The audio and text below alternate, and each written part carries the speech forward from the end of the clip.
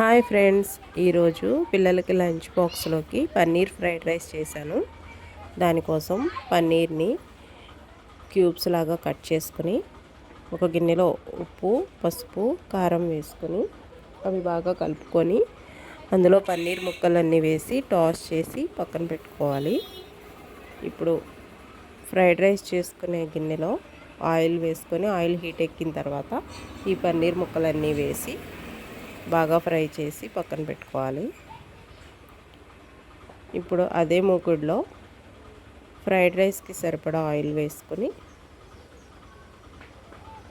ఆ ఆయిల్లో ఉల్లిపాయ, పచ్చిమిరపకాయలు వేసుకోవాలి. ఆ తర్వాత కరివేపాకు, పుదీనా కూడా వేసుకొని బాగా ఫ్రై చేసుకోవాలి.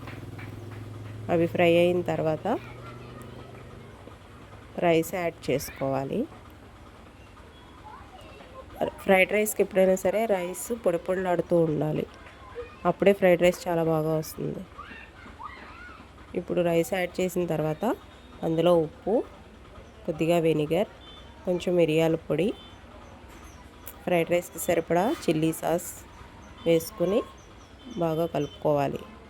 ఫ్రైడ్ రైస్ చేసేటప్పుడు ఎప్పుడైనా సరే ఒకవైపుగానే తిప్పుకోవాలి.